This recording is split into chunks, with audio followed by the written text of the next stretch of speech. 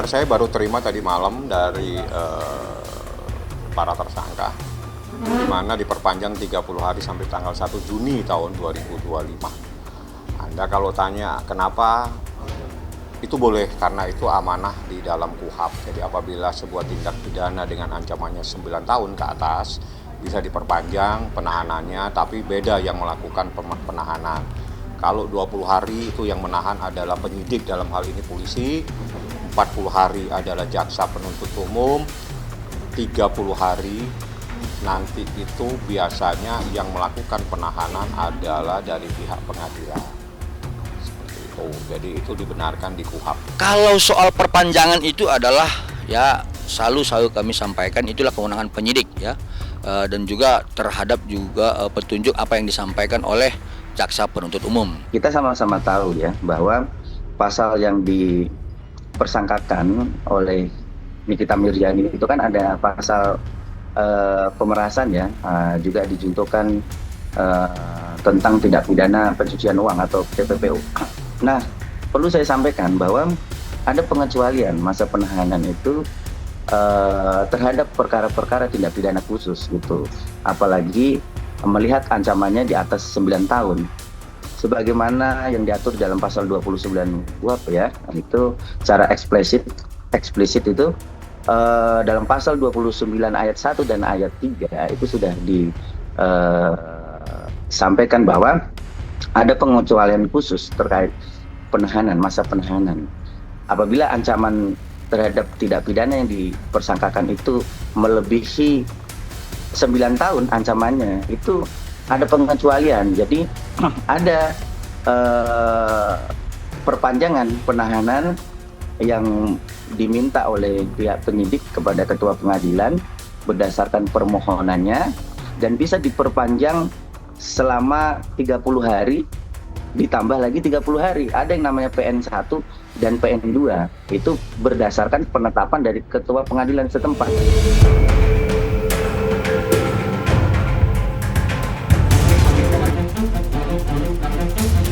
Ya, saya minta karena ini terkait apa yang dilaporkan itu sudah menjadi pertimbangan di dalam putusan halaman 113 sudah ada. Saya minta hati-hati Komnas Perempuan jangan masuk, jangan mengintervensi proses hukum yang sedang berjalan, kecuali proses ini sudah selesai. Tapi pada saat proses ini sedang berjalan, tolong hormati institusi atau lembaga lain di dalam memberikan pertimbangan di mana tidak terbukti adanya KDRT, dan itu menjadi ranahnya lembaga yudikatif.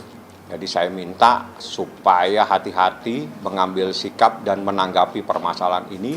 Saat ini saya sampaikan secara tegas, perkara ini sudah diputus pada halaman 113, dinyatakan tidak terbukti ada KDRT, dan saat ini perkaranya adalah menjadi kewenangan Pengadilan Tinggi di Agama DKI, karena saat ini para pihak sudah mengajukan upaya hukum banding.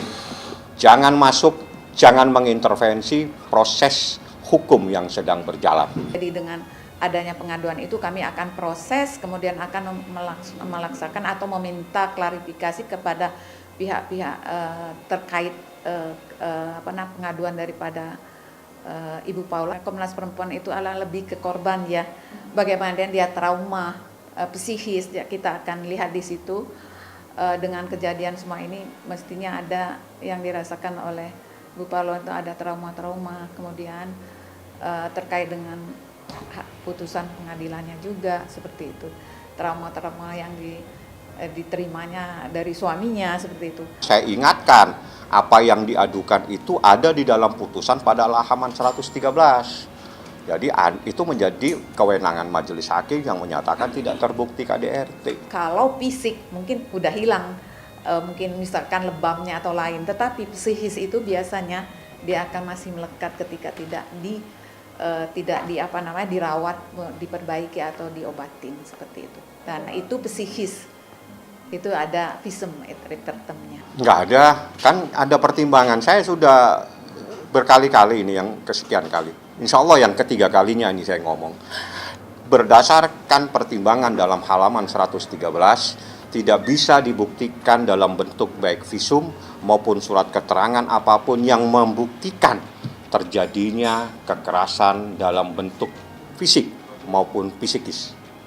Tidak ada KDRT. Kalau dari Ibu Paulanya sendiri menyatakan bahwa dirinya sangat sangat itu merasakan kekerasan itu dengan apa-apa yang sudah disampaikan, sangat mungkin itu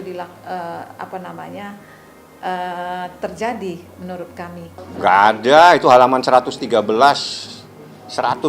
secara telak itu pertimbangan hakim menyatakan tidak bisa terbukti adanya KDRT baik secara psikis maupun fisik. Aneh kalau mereka tidak baca pertimbangan tersebut, atau mungkin belum punya putusan. Kalau belum punya saya kasihkan. Saya bisa buktikan 113 putusan halaman 113 menyatakan tidak terbukti KDRT baik secara psikis maupun fisik. Putusan dari majelis hakim khususnya untuk kasus privasi perceraian semestinya itu tidak diketahui oleh masyarakat luas. Terkait dengan pertimbangan ada KDRT dan lain-lain, itu harus dilihat jelas. Karena apa? Putusan cerai itu sejatinya itu tidak dipublikasikan secara utuh.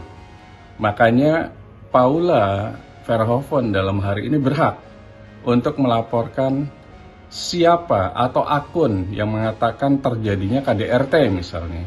Atau kalau memang ternyata majelis hakim pengadilan agamanya kelihatannya berpihak, silakan Paula melaporkan ke Komisi Yudisial agar Komisi Etik di Komisi Yudisial bisa menghukum secara etis dari pengadilan agama, dalam hal ini majelis hakim tersebut.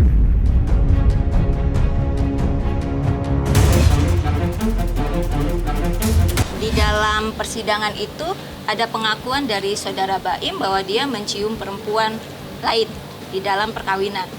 Dalam konteks hukum perdata, pengakuan itu adalah pembuktian yang sempurna.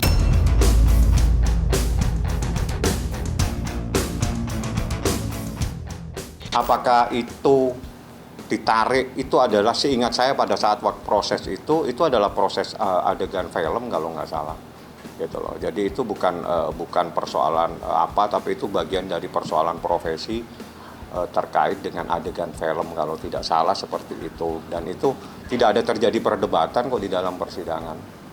Tidak ada perdebatan masalah itu. Sekarang yang jadi masalah itu terbukti secara sah dan sempurna seorang wanita berduaan dengan laki-laki yang bukan muhrimnya. Menurut hukum Islam, menurut pemahaman nusus, maka itu adalah istri yang durhaka. Istri yang durhaka.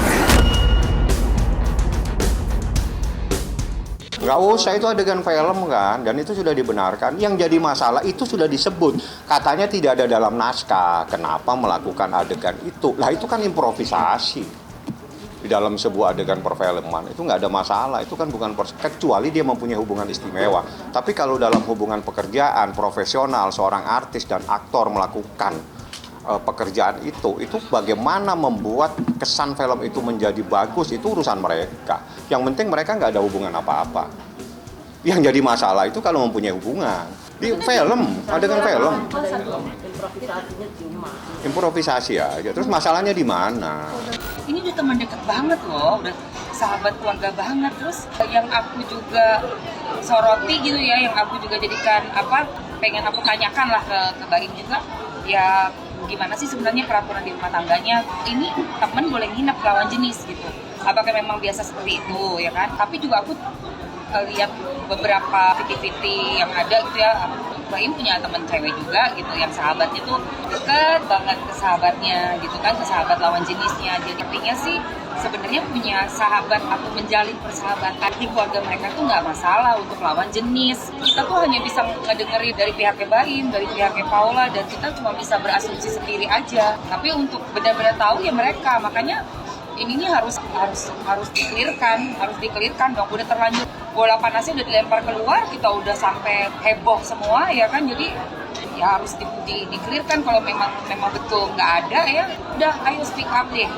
ngomong deh biar ini clear gitu, jadi nggak jadi asumsi liar gitu. Kan udah selesai improvisasi dalam sebuah proses dan itu juga diperdebatkan, alasannya ini tidak ada dalam naskah. Saya pikir udah selesai lah itu, dan itu tidak menjadi masalah kok di dalam persidangan. Yang terbukti itu seorang istri ya berduaan di kamar dengan laki-laki yang bukan muhrimnya.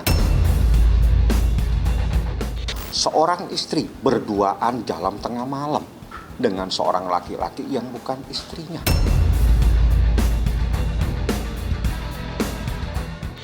Bukan suaminya. Seperti itu persoalannya. Itu improvisasi aktor, kita nggak bisa ngurusin yang begituan. Dan itu bukan masalah, karena itu pun tidak jadi perdebatan, karena disampaikan, tidak ada dalam naskah. Terus masalahnya di mana kalau mereka improvisasi? Saya nggak mau nyampurin karena itu sudah jadi perdebatan.